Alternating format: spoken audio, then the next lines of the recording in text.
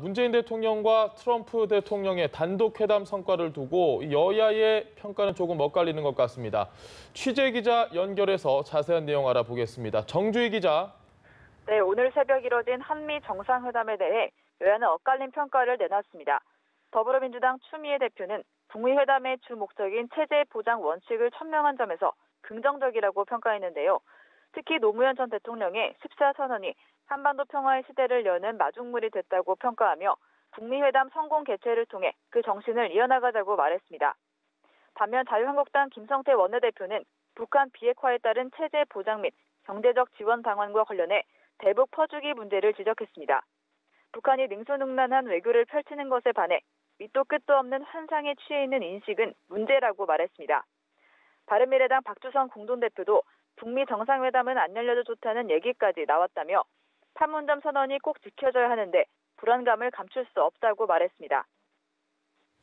내일은 대통령 개헌안 처리를 위한 본회의가 소집돼 있는 상태인데 야당이 개헌안 철회를 지금 강력하게 요청하고 있다고요?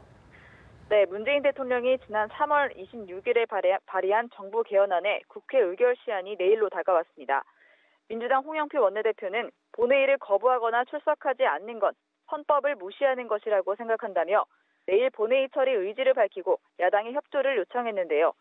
한국당 김성태 원내대표는 부결될 것이 뻔한 상황에서 국회가 대통령 개헌안을 걷어찼다고 호도할 것이 아니냐고 반발하며 교섭단체 간 합의를 통해 국민 개헌안을 마련해야 한다고 밝혔습니다.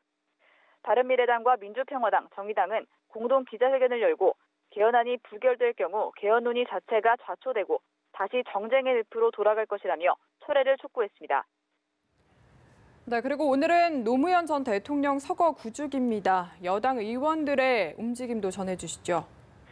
네, 오후 2시 경남 김해시 봉화마을에서 열리는 노무현 전 대통령의 서거 9주기 추도식에는 추미애 대표와 홍영표 원내대표 등 민주당 지도부가 총 집결합니다. 민주평화당 장병원 원내대표, 정의당 이정미 대표, 박원순 서울시장 후보 등도 추도식에 참석할 예정입니다. 노 전 대통령의 마지막 비서관으로 불리는 민주당 김경수 경남지사 후보는 별도의 일정 없이 오늘 하루 봉화마을에 머무르며 추도객들을 맞이할 계획입니다. 이런 가운데 야권은 드루킹 게이트에 대한 공세도 이어갔는데요. 한국당 김성태 원내대표는 정부가 드루킹 특검 법안을 고의로 저지한 것은 시민 유감스럽다며 국회 운영위원회를 소집해 송인배 부속비서관과 임종석 실장을 국회로 부르겠다고 말했습니다. 이에 민주당 홍영표 원내대표는 선거를 앞두고 유력 후보 흠집내기에 불과하다고 일축했습니다. 지금까지 국회에서 전해드렸습니다.